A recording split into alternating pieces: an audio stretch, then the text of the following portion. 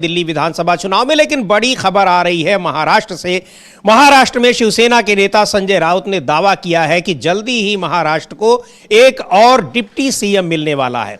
और अगर यह खबर सही है संजय राउत की, तो यह साफ तौर पर दिखा रहा है कि महाराष्ट्र में जो महायुति है यानी एनडीए गठबंधन है वो किस तरह से बिखराव के रास्ते पर जाता दिख रहा है। अमलेंदु जी, और क्या खबर है, संजय राउत ने क्या कहा है और किस आधार पर उनको यह लग रहा है कि तीसरा डिप्टी सीएम भी महाराष्ट्र को मिलने वाला है? समीर जी, जो उनका कहना है कि शिवसेना शिंदे से कोई होगा, यानी वो बता रहे हैं कि अब शिवसेना शिंदे में भी टूट जो है वो हो रही है और भारतीय जनता पार्टी अब शिंदे के पार्टी में ही दूसरा शिंदे पैदा कर रही है।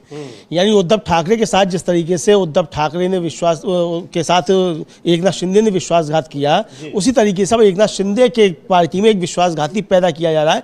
ये संजय राउत का कहना है। उनका कहना है कि बहुत जल्दी तीसरा उप मुख्यमंत्री महाराष्ट्र को मिलेगा और वो शिवसेना एकनाथ की पार्टी से होगा। अच्छा, तो यानी जिस तरह की आशंकाएं जताई जाती रही हैं लगातार और बिहार में भी जताई जा रही हैं कि जेडीयू में भी तोड़फोड़ की कोशिशों में भारतीय जनता पार्टी लगी है। एकनाथ शिंदे जिस तरीके से अपनी शिवसेना को तोड़कर विधायकों और सांसदों के साथ आए थे एनडीए में शामिल होने के लिए, अब एकनाथ शिंदे की शिवसेना में भी तोड़फोड़ की आशंका जताई जा रही है। संजय राउत का कहना है, संजय राउत को सुनते हैं क्या कहा है और किस तरह से उनको यह आशंका उसको वो सूंघ पा रहे हैं, उसको महसूस कर पा रहे हैं। में कॉन्क्लेव हुआ, उन्होंने कहा कौन एकनाथ शिंदे? उन्होंने कहा एकनाथ शिंदे का शिवसेना से क्या संबंध है? कल एक ऑर्केस्ट्रा था वहां सोनू निगम का, तो लोग जमा हो गए थे। सोनू निगम को पैसा देकर उनको एक बहुत बड़ा कोई लाइव शो किया था, तो लोग आते मजा देखने में, उसमें भाषण हो गए लोगों के कुछ। ये लाचार लोग हैं, ये डरपोक लोग हैं, ये भाग गए ईडी सीबीआई के डर से, और मोदी और शाह उनको भी नहीं छोड़ेंगे। जल्दी ही महाराष्ट्र को तीसरा डिप्टी सीएम मिलने वाला है, आप देखिए, और उनमें से कोई होगा, मैं किसी का नाम नहीं लूंगा। एकनाथ शिंदे जी की पार्टी का। हाँ, आप देखो क्या होता है। उन्होंने ये भी कहा है कि उद्धव ठाकरे के बाजू में दम नहीं है, इंडिपेंडेंट। अरे हमारी बाजू में दम नहीं है, आप अपनी चड्डी संभालो। आपके चड्डी की जो नाड़ा है ना वो दिल्ली में है, आपका चड्डी का और पैंट का जो नाड़ा है ना वो दिल्ली वाले कभी भी खींच लेंगे और नंगे हो जाएंगे आप। ये हमारी फितरत नहीं है। हम अपने ताकत पर अपने पैरों पे मजबूती से खड़े हैं। सत्ता आती है, सत्ता चली जाती है, हम सत्ता के लिए पैदा नहीं हो गए। संगठन है हमारा, महाराष्ट्र है हमारा और देश भी हमारा है। आप जैसे लाचार बेईमान लोग आते हैं चले जाते हैं, इतिहास में उनका कोई वजूद नहीं रहता। तो आशंका जता रहे हैं कि शिवसेना एकनाथ शिंदे के गुट वाली शिवसेना में भी तोड़फोड़ हो सकती है। भारतीय जनता पार्टी उसमें लगी हुई है और एकनाथ शिंदे जो दबाव बनाने की कोशिश लगातार महायुति सरकार पर और केंद्र सरकार पर कर रहे हैं, वो दबाव अपने आप खत्म हो जाएगा अगर ऐसा होता है। तो ये आशंका जता रहे हैं, लेकिन इसमें कोई ऐसा भी नहीं है कि बहुत आश्चर्यजनक बात हो। जिस तरह से भारतीय जनता पार्टी अपने सहयोगियों के साथ पिछले 10 साल से करती आ रही है, उसको देखते हुए ये कोई बहुत आश्चर्यजनक बात नहीं होगी कि एकनाथ शिंदे की पार्टी एक बार फिर उसमें डिवीजन हो जाए, उसमें विभाजन हो जाए। अमलेंदु जी। जी बिल्कुल समीर जी, और इसकी हम लोग लगातार चर्चा करते रहते हैं। और जो नाम चल रहे हैं उनमें एक तो उदय सामंत का नाम चल रहा है। अब पता नहीं ये सच है या गलत है, अब हम कह नहीं सकते। जो नाम चल रहे हैं उनमें चल रहा है कि उदय सामंत जो है उनका नाम भी चल रहा है। और तो अब हो सकता है कि इस तरह की कुछ तैयारियां चल रही हैं। तो एकनाथ शिंदे जो रूट के बार बार अपने घर चले जा रहे हैं, उसके पीछे सिर्फ दबाव नहीं है शिवसेना पे, बल्कि ये भी है कि किस तरीके से शिवसेना को विधायकों को तोड़ने पर लगी है भारतीय जनता पार्टी, ताकि शिवसेना का पत्ता वहां से काटा जाए। अब एकनाथ शिंदे के सामने ये है कि उन्हें अपने विधायकों की चिंता नहीं है, उन्हें चिंता अपने सांसदों की। वो अपने सांसदों को बचाकर रखना चाहते हैं, तो सांसदों को एकजुट किए हुए ताकि दिल्ली में नरेंद्र मोदी को परेशान किया जा सके। और नरेंद्र मोदी को अगर दिल्ली में परेशान करेंगे तो महाराष्ट्र में उनकी पार्टी टूट भी जाएगी, तब भी वो उप मुख्यमंत्री बने रहेंगे। तो पूरी लड़ाई जो है एकनाथ शिंदे की अब ये है कि अपने सांसदों को एकजुट रखा जाए, बीजेपी भले ही उनके विधायकों को तोड़ ले।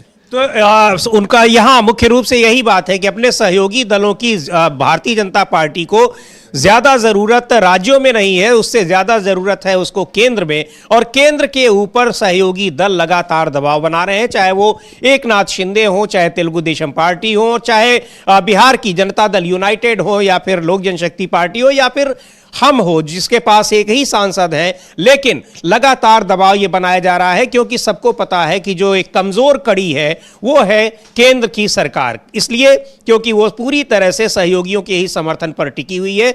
अगर 2 या 3 सहयोगी उससे हाथ खींच लेते हैं तो सरकार धड़ाम से नीचे आ जाएगी, गिर जाएगी, और इसका डर भी केंद्र सरकार को लगा हुआ है, खासकर तब जबकि अब बजट सेशन स्टार्ट होने वाला है। सहयोगी दलों की जहां राज्यों की जिन राज्यों में सरकारें हैं उनका दबाव बढ़ता जा रहा है, तमाम तरह की उनकी डिमांड्स हैं अपने राज्य को लेकर। इसके अलावा बिहार में जिस तरह से विधानसभा चुनाव इसी साल होने हैं उसमें एनडीए के घटक दलों के बीच जिस तरह से एक बिखराव दिखाई पड़ रहा है, आपस में तालमेल में कहीं नहीं दिखाई पड़ रहा है। नीतीश कुमार यात्रा कर रहे हैं, वहां बीपीएससी के छात्र आंदोलन कर रहे हैं, बीपीएससी के छात्रों के आंदोलन को सरकार की सहयोगी पार्टियां ही एक तरह से परोक्ष रूप से और प्रत्यक्ष रूप से बढ़ावा दे रही हैं। इन सब से यह बात साबित हो रही है कि किस तरह से एनडीए के भीतर उथल पुथल चल रही है, और वो सभी जगह, ऐसा नहीं कि केवल बिहार में चुनाव होने वाले हैं तो वहां हो रही है, बिहार के अलावा महाराष्ट्र में भी हो रही है। और एनडीए की जो महत्वपूर्ण घटक दल है तेलुगु देशम पार्टी, वो भी कई मुद्दों पर दबाव बनाए हुए है।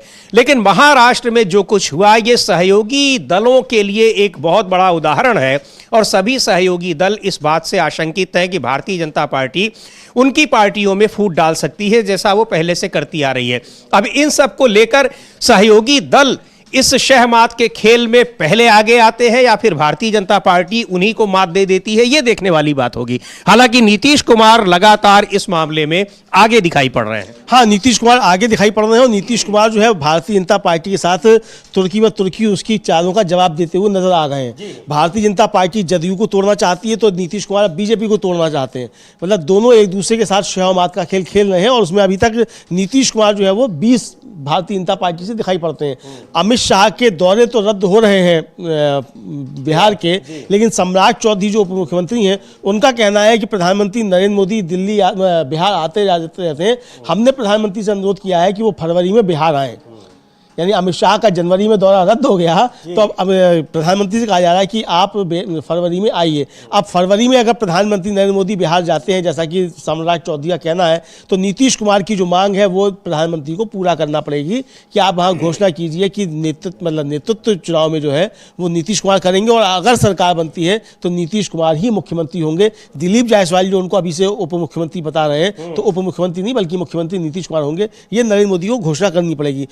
तो अब सम्राट चौधरी तो कह रहे हैं कि प्रधानमंत्री आएंगे बिहार, लेकिन अब प्रधानमंत्री आएंगे कि नहीं आएंगे ये प्रधानमंत्री समझते होंगे, क्योंकि प्रधानमंत्री अगर जाएंगे तो अब उनको साफ साफ घोषणा करनी पड़ेगी कि नीतीश कुमार के नेतृत्व में ही चुनाव लड़ा जाएगा और सरकार बनेगी तो नीतीश कुमार ही मुख्यमंत्री बनेंगे। जी बिल्कुल अमलेंदु जी, इस मामले में एक बात और देखने में आ रही है कि जो भारतीय जनता पार्टी के भीतर भी और भारतीय जनता पार्टी के जो सहयोगी दल है उसमें अमित शाह